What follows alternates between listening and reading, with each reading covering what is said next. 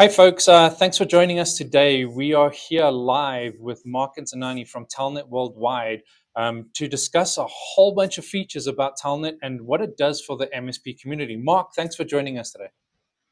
Hey, Dave, great to be here with you. Thank you very much. Yeah, we've spoken about this for a little bit of time now, and we're finally here. So I'm really excited to get this webinar going so we can actually see everything that you're doing. It's fantastic. Mark, before we do get into it, tell us very, very briefly a bit about yourself, about the company. So, folks who are watching this, they'll actually get a background understanding of what it is you guys do. Yeah, all right. Um, so my name is Mark Iannuzzi. I'm the president and founder of Telnet Worldwide. We're headquartered in Detroit, Michigan. We've been in business for over 25 years, empowering communications is for businesses of all kinds. We've had the privilege to work with there. Um, we I'm an engineer by my background, entrepreneurial by my trade. So I have a very big passion working with MSPs. We've had the privilege to work with for quite some time, and I'm excited to be here today with you and everybody on online. So are we, Mark. And just if anyone is interested, the website is below. So was below. Let's put it back on there. Well, we'll get it up there for you. But if anyone's interested, the website is below. I see there is a typo, so let's fix that for you. But we'll get that done right now, Mark. Okay, But how about we jump straight into this? What do you say? let's do it. All right, so we're going to add your deck to the show. I'm going to actually take myself off the screen, and then you can drive the boat. What do you say? Let's do it. All right, so let's get this going, everyone. I'm going to take myself off.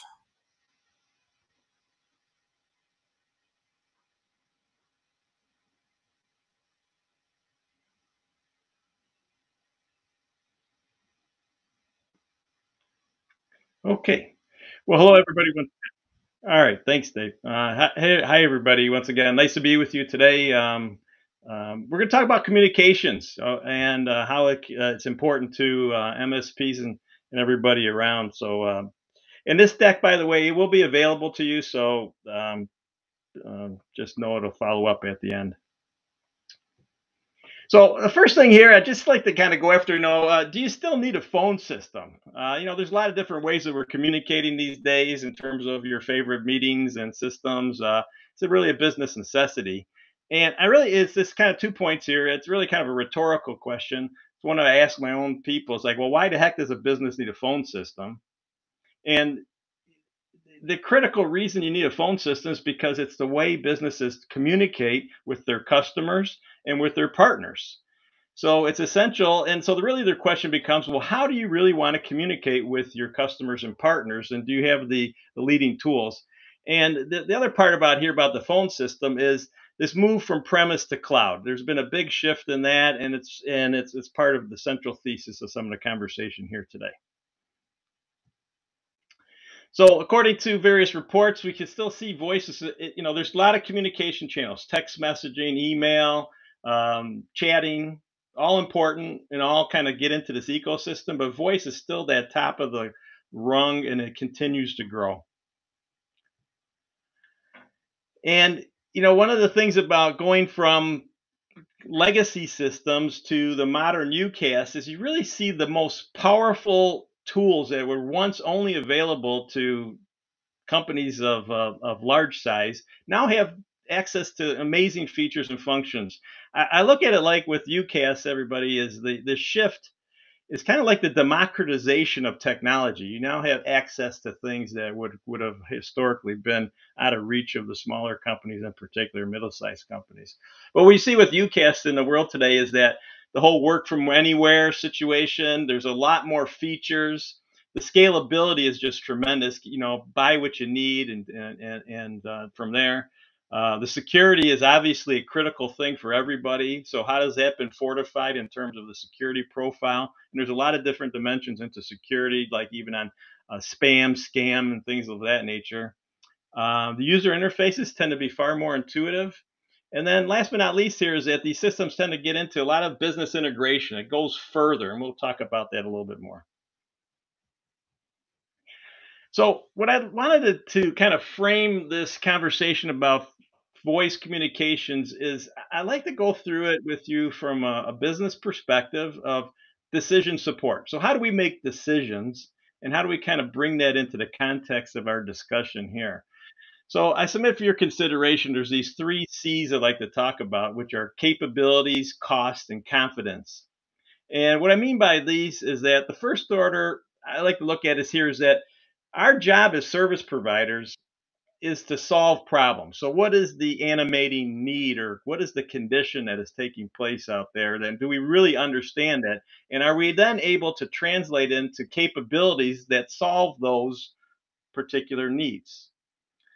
As soon as we're able to get a grip on that, the next part of this conversation gets into cost, because it's like, well, hey, I might have champagne taste on a beer budget. So, what is really the total cost of ownership? And what is another kind of thing I call ROE? You might have heard ROI, return on investment, or return on equity. But I look at this like return on energy. It takes a lot of work to run things in a business and how you try to take advantage of these very sophisticated tools. But if it takes you a lot of energy, then really the cost savings may start to may evaporate on you. And the last thing about really bringing a solution to somebody says, hey, you have a problem. Here's the capabilities. Hey, this is the cost it's going to take. It's highly compelling. But now, do you have the confidence to deliver on it? Can you really make it manifest? And this is where, we're keeping our promises, and how do we go about it as service providers to keep those promises? So these are three things that will kind of frame this conversation of communication systems. So understand the need. Let's go Mark, about. can I interrupt you there? Before we go into the actual presentation, I have a quick question, if you don't mind. Please. When you started, you were talking a lot of acronyms, UCAS, things like that. For Yes. the sake of our viewers, can you just explain what those are so people actually know what that means? Yeah. Yeah. Yeah. Sure. Thanks for that, Dave. UCAS is the acronym for Unified Communication as a Service.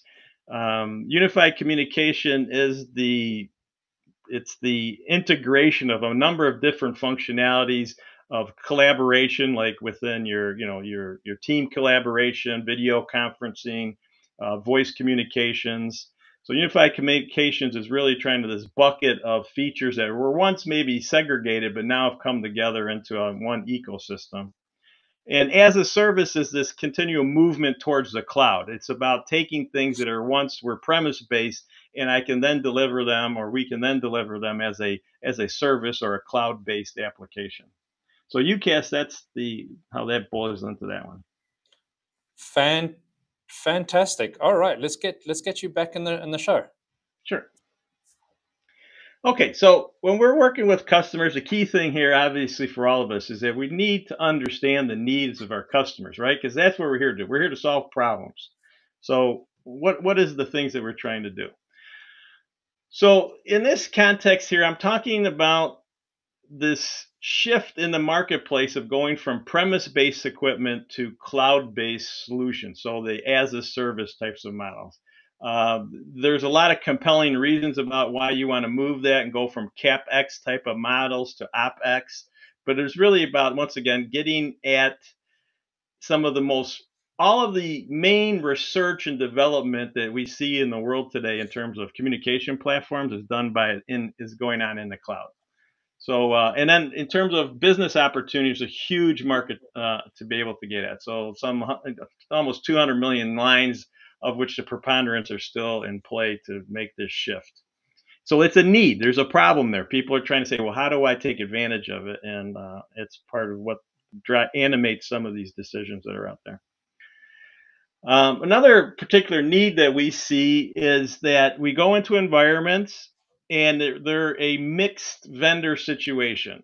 Just like earlier, David, we asked about unified communications, there's a disparate type of system of different solution sets, who's buying this for there, um, and there's just an opportunity, efficiency, productivity to look at a progression path about how do we go and unify out some of the mixed vendor environments and circumstances that might be going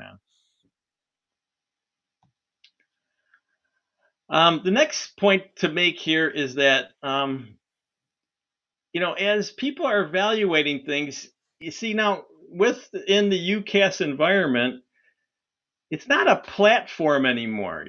Voice is not this, hey, this separate silo thing that's over here that we have data people and voice people. It's now not a standalone thing, but it's really about a feature to turn on. It's about an application. And I submit for you that when as an MSP, MSPs drive the business applications of a company. They're responsible either because they're running them themselves or they're supporting the networking or some aspect of it. All boils into that there's business applications that need to be delivered, run, updated, and voice in the modern place now is really another feature, another application. So, and it has the ability to return value, improves productivity, and there's a lot of new innovations, like I mentioned there as well. So, Mark, that you make a really good point there. You said MSPs drive a lot of the business applications. And I wanted to focus on that question because that's a very important question that a lot of companies don't understand.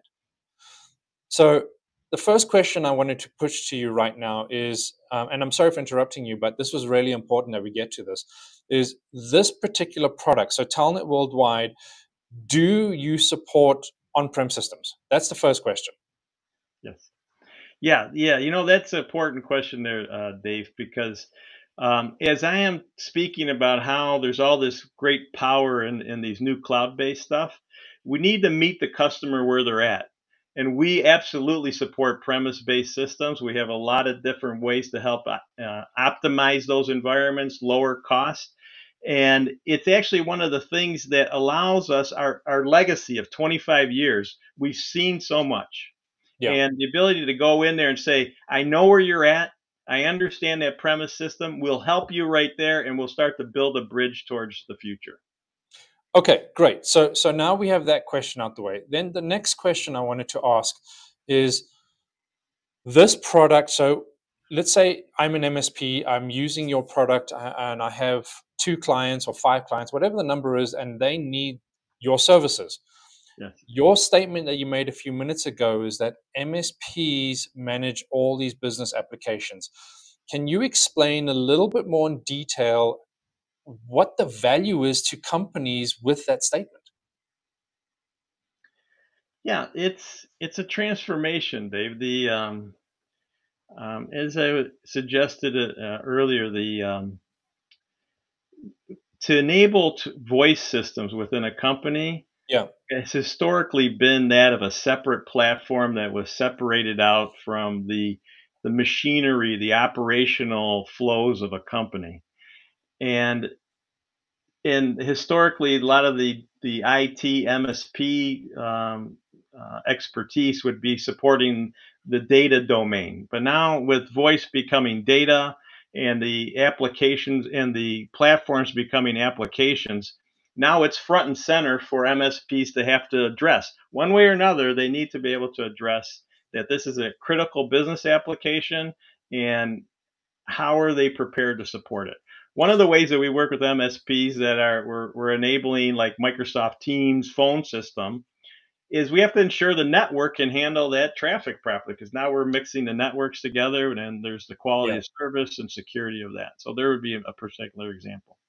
And you actually, I think you hit the nail on the head there. And if no one caught that, is companies, you don't need to go outside because you have all the resources. So as an MSP or as a company, using Telnet services, the value in there is, yes, you have Telnet as a support mechanism in place, but if you're a company who has an MSP and you need these services, those MSPs can reach out to Telnet, partner with Telnet, and then provide everything to you. So it's a win-win situation for both companies and MSPs at the end of the day.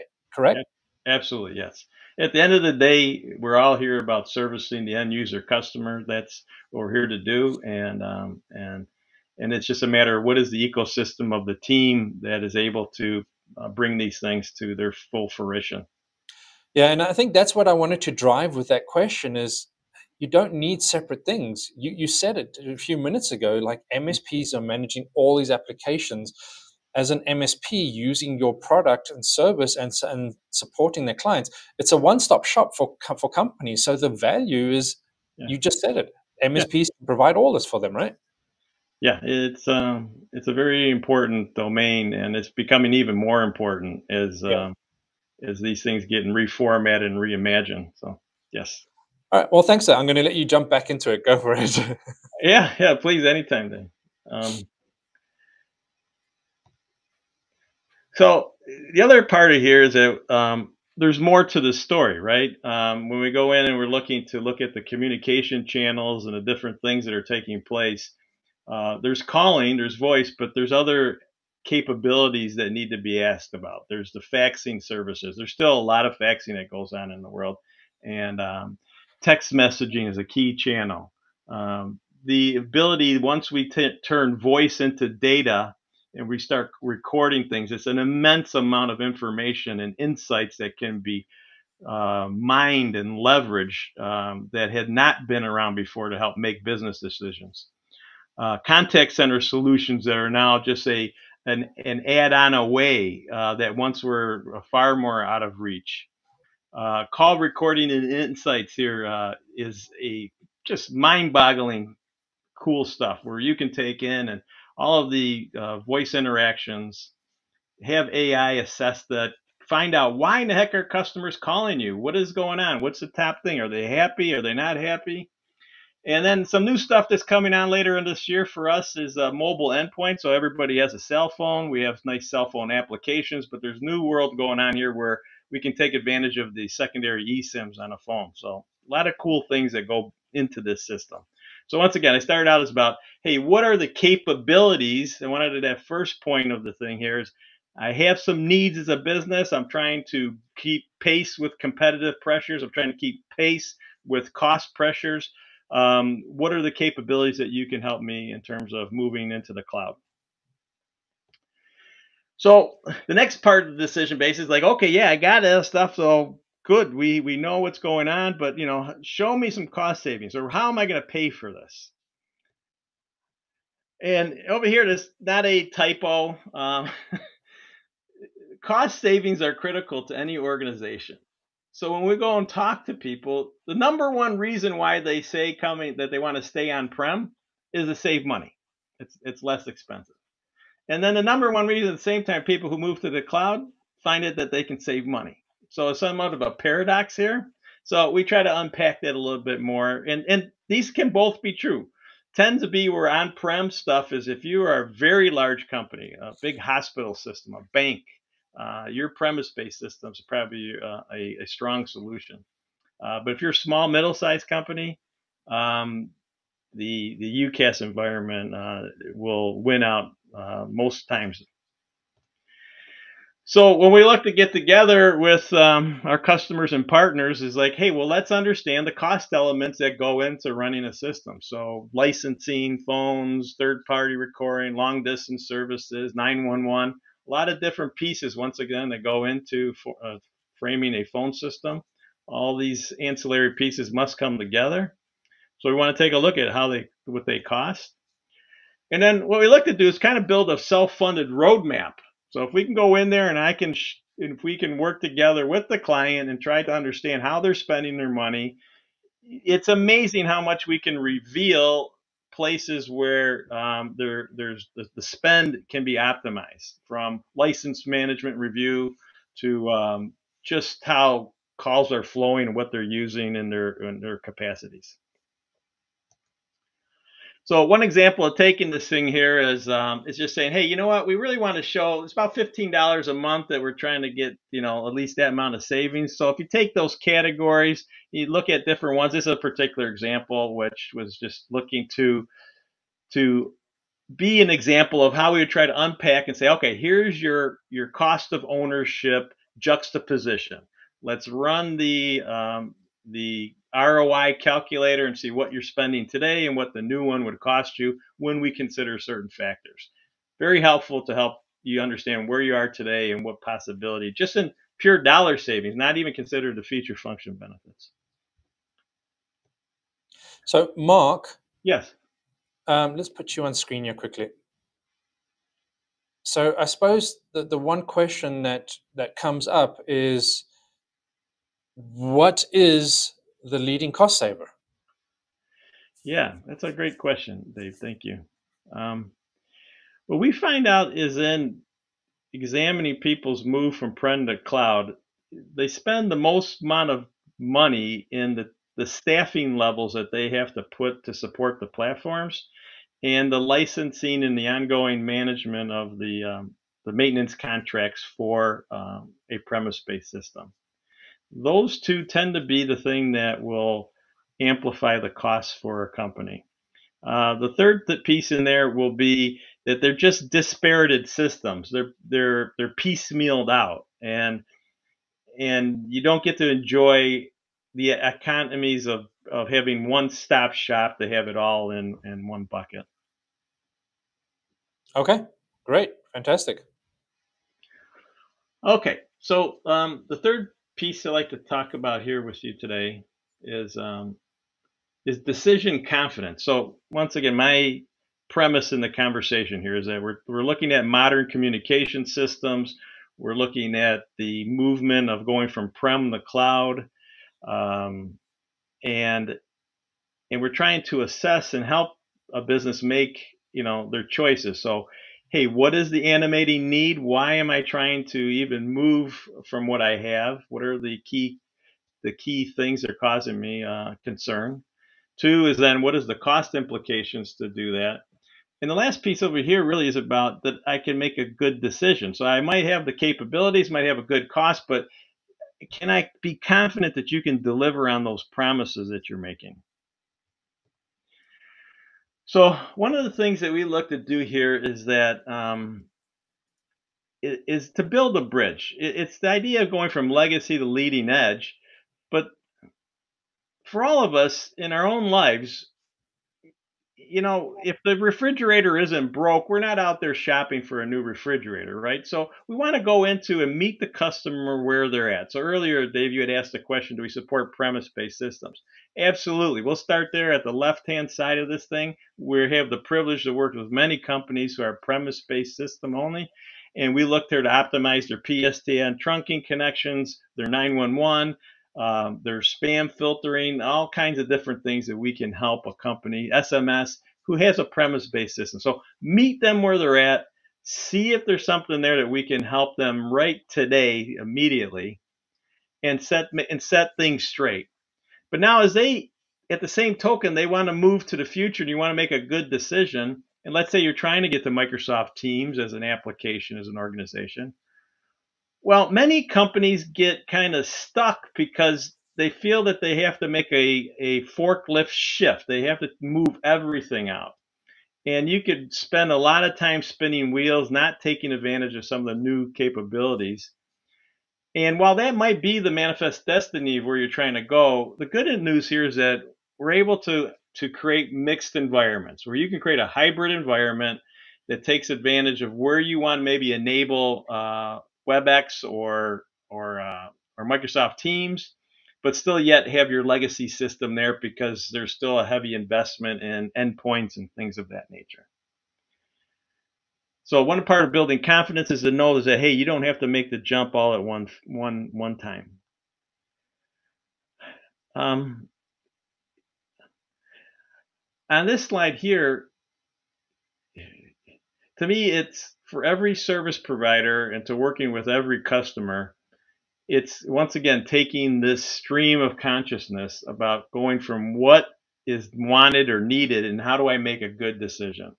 So here's part of our scoping process that would be produced in working with our customers and MSP partners because it asks key questions. It's like, I need to find solution that meets our needs. I don't know what we have or use. Many people don't even know what the heck's going on. They need somebody to help them just look it out. And hey, I don't even know what I need. And can I be certain that this is right? And how do you do proof of concepts? And then, what is it going to take to make this happen? And then are we going to really get this thing done? So these types of assessments and these types of work products are very central to the notion that, hey, I can make a confident decision. The next piece here that I have is leading brands. So confidence, we as people, we look to, hey, who's the leaders in the marketplace? Where are those? I can gain certain amount of confidence with what I know versus what I don't know. There's many good brands. Gartner is a good reference source to look at what they consider to be a top quadrant. And up in that top right quadrant there, we see Microsoft, Cisco, and Zoom, RingCentral, 8x8. Um, these are what we would consider to be the leading brands. These other ones are certainly fine, but we would echo that those right there are out to take the day. Mark, can I jump in and interrupt Yeah, you and ask another quick question? I understand the quadrant and I understand the leading brands, but I suppose that one of the most important questions that anyone's going to be asking you is, what platforms do you support? yeah. Thanks, David. Well, we have the privilege to support Microsoft Teams, Cisco WebEx today, and we'll be introducing Zoom Phone this next year. Those are the key three horsemen. They all have very strong virtues. We have um, a lot of work that has gone into empowering those platforms to provide the devices, to provide the configuration management, to provide um, the overall operational support of what it means to run in those environments. So Microsoft, Cisco, and Zoom are really out there leading the path these days. So we're All proud. right. So, and those are big name brands, right? They're not just someone who just popped up yesterday. But let me ask this question. I'm going to go straight into this next question here quickly. Um, the question is, what is the reach of your services? Now, you just said that you work with some very, very big brands. So the reach of the services to me is self-explanatory, but can you explain what your reach is? Yeah, thank you. That's very important. So hyper technically, we're able to support any customer and anywhere in the globe, which can get at Microsoft, Cisco, and later on Zoom. That being said, our domain is in the United States, the 48 continental states. This is where we spend most of our partner relationships are as people here in the domestic United States. What will happen is that we might have the privilege to earn a customer who has an office in Dallas, Texas, but may also then have offices in LA, Tokyo, London. And if they do, then we would be working to make sure that we can bring them on because the platforms are globally in their reach. It's a matter now just to get the enabling phone numbers and other types of ancillary services in those markets. But our domain is squarely United States, and with the ability to step outside on those additive cases where you have a multinational company. Okay. And then, so in the magic quadrant that you have up there on the screen, Yes. is there's a lot. There's a lot, right? Yes. But though the reach and the people that you've just mentioned a few minutes ago, the other companies that you few mentioned ago, is, I suppose the question I'm trying to get to here, Mark, is, you guys partner with these national brands. Your reach is essentially worldwide, hence the name Telnet Worldwide, essentially worldwide, because everyone uses either, Teams, Zoom, et cetera, right? Um, how do you guys fit into that magic quadrant? Yeah. Our job in there is to empower these platforms, Dave. Gotcha. Okay. So we started a conversation with respect to voice as a communication channel. So voice means connecting to the public switch phone network. Our company for 25 years has been a carrier, meaning that we control access into the public phone network. And one of the ways we help fit in here is that we would submit for consideration that um, our telephony service is actually superior than what you can get from Microsoft, Cisco, or Zoom, just because of all the details it takes to make those things work. Yeah. Microsoft, Cisco, Zoom are great companies. We're great. We're very pleased to partner with them, um, but they don't really do necessarily a great job when it comes to how they enable the voice channel for access to the PSTN. So all your phone numbers, your 911, all these other systems that are needed to go in there, they can help check the box in there, but when you get to the real world and you really want to make sure this works well and seamlessly and fast, porting phone numbers, moving them around, this is where we are differentiated value add. And that is exactly where I was going with that. Is there a lot of people, a lot of companies promote self DIY stuff, right? And sure, a lot of people do that self DIY stuff, but you guys are the experts. You do this all day, every day, and you know how to port numbers instead of someone who doesn't know how to port numbers and ends up breaking stuff, because this is what you guys do. So that's exactly where I was going with that question. Mark, thanks for that. I'm going to let you jump back into the webinar. Sure. So the other part about developing confidence, right? We talked about leading brands. We talked about how you really unpack the needs and make sure we got good solutions. So to make it a little bit more fuller here, this is how we look to bring that together. So the first stack there is really about the discovery and planning, make sure that everything is good. That was that one slide we saw earlier. And then our platforms allow us to really make these implementation in a short period of time versus what could be a protracted period. Now, obviously, this depends upon the nature of the environment, the size and number of locations of a company, but we really are making sure that the automation and the carrier management and things of this nature are well oiled. And then last but not least, in terms of making good decisions here, is what happens after it's delivered, right? So what is the maintenance and ongoing support? So we have the benefit, once again, where Microsoft is taking care of their platform, but hey, there still needs to be the changes, the MACDs, the move add changes, the things that, if I need questions, I need help on things, where are you going for that? So that's this next piece here. So you put this all together in terms of making decisions. The slide here for you to think about here, it's about, if I'm going to make a change, if I'm going to go in and get access to all these things and go through the work and the time and energy, well, what else is that? Why else was that important to me in terms of creating confidence, where I say, hey, I'm making good choices? And this is really all about here in this slide, everybody, is about future proofing a solution, that you're in a platform environment that opens up new opportunities in terms of how it can tie into your business processes of a company, how your employee and customer satisfactions can start to get improved through new insights into the data and the understanding of sentiment and things of this nature. So you're unlocking new potential that may have not been available to you before. So first things first, how do we go economically and effectively to a new world together? And the next thing is then we're now on the high ground to build from there if and when that becomes something that you want to do. So it's unlocking those other additional opportunities.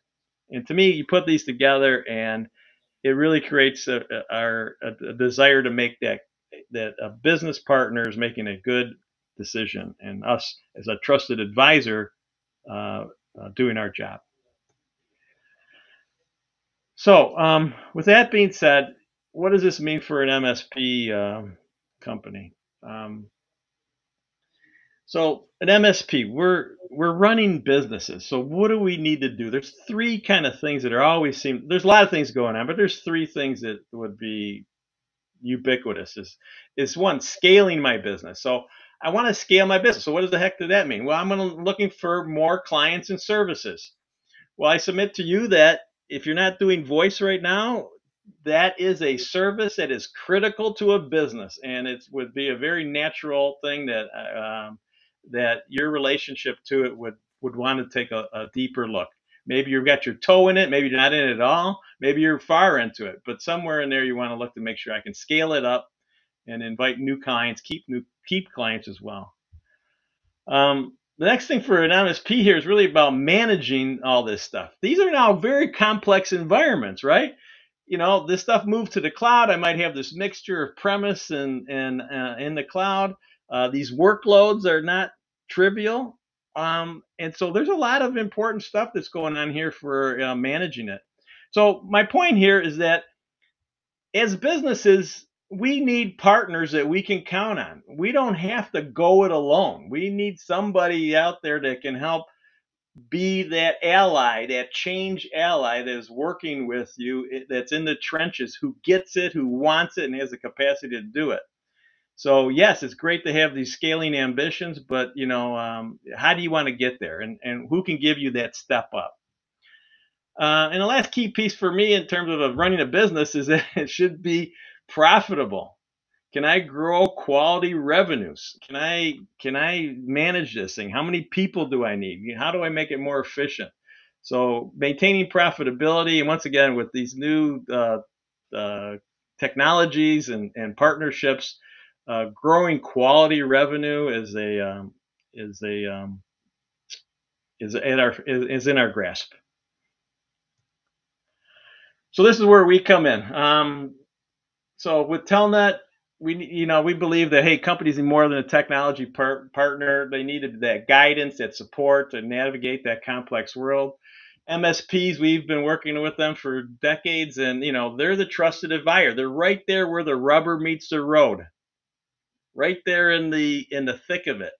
So they understand what's going on. They see it, and like I said earlier, you don't have to go at it alone. We can bring to the table here the leading edge solutions in terms of VoIP, UCaaS. CCaaS is contact center services and networking connectivity. It expands the portfolio with a trusted partner. We become part of the team, and it depends on how much you want to become part of the team. We can do all of this part of it, or we can do whatever piece of it that you need help with. And then, hey, we're looking at this thing to generate strong revenue streams and enhance customer loyalty, making customers happy. And as I indicated earlier, hey, I see MSPs as the backbone of a modern business, and communications is a lifeblood of any organization. Voice is an application that needs to be dealt with. So, hey, this is where it comes in. Optimize the voice solution, enhance the customer experience, and by mastering these complexities of modern voice communications, MSPs can elevate their role from classic IT support to being that strategic business enabler. And left some time here. If we have some questions, I'd be delighted to answer them. Dave, if you have them, or from our audience. Yeah, well, we do have a question that I wanted to ask. You said that MSPs, how it impacts them. So the question is, how does an MSP partner with you? Yeah, right.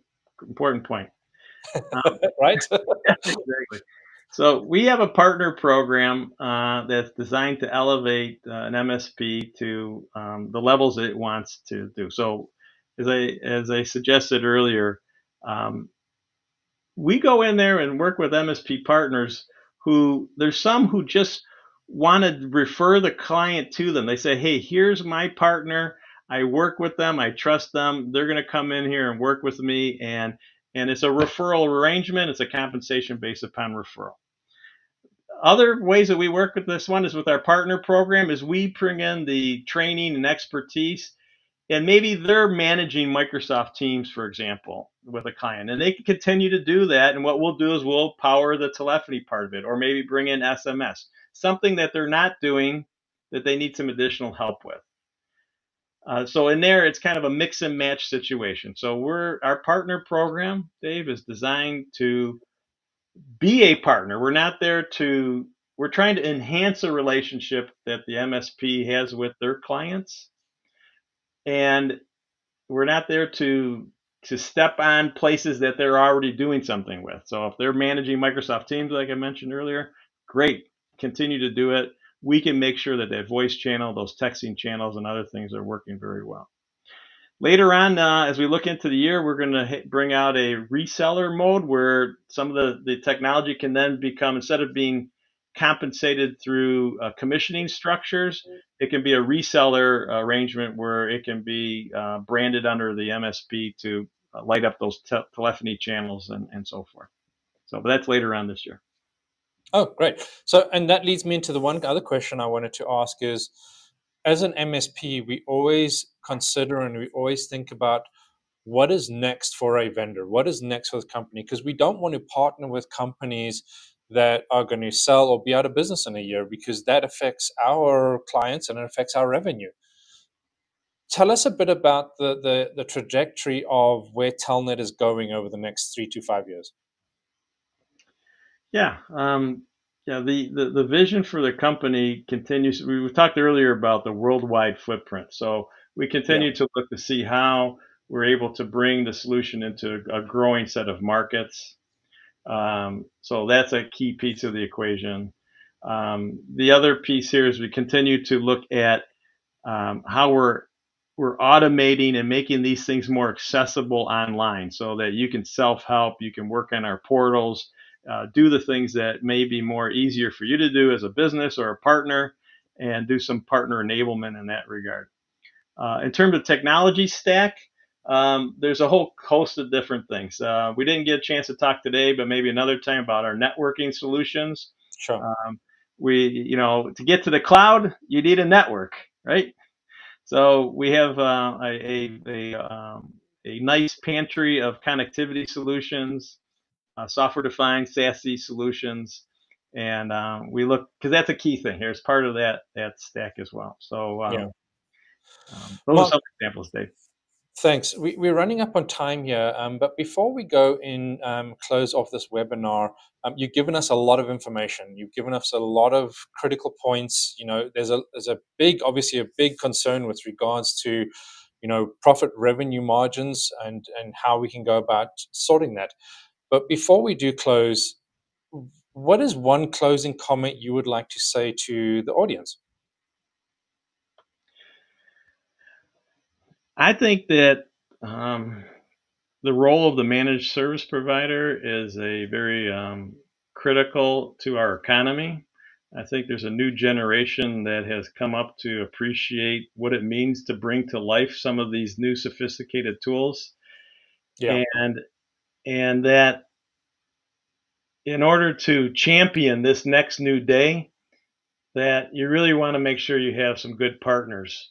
We work really hard over the past 25 years to develop a strong relationship with some of these leading brands and other ones that I have not named.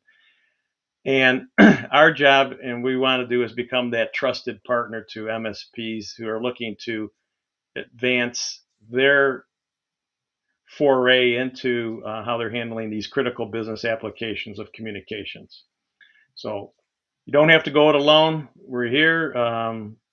We seek to be a strong partner and one who's very approachable. It's somebody who you say, hey, at the end of the day, we really think that this helped us out not only to have better products and be more confident and good pricing, but we're really the team works well together. Well, awesome, Mark. Thank you so much for all the information. Folks, if you are in the market or if you do need help or you are just interested to find out more, please go visit telnetww.com. The website is below. Reach out to Mark. He is on LinkedIn. I'm sure, Mark, if someone reaches out to you on LinkedIn, you can connect directly with them, right? Absolutely, yes. Yeah, so just reach out to him and then see if it's a good fit for you. But Mark, thanks so much for the information. I really appreciate this time, and I look forward to meeting you next time. Dave, thanks for the. It was great being together, and thanks for the opportunity. I hope everything's good. Yeah, it's been a while, so I'm glad we finally got to this, right? Yes, thank you. All Yeah. right, Mark. All right. See you soon. So you have a great day. Bye-bye.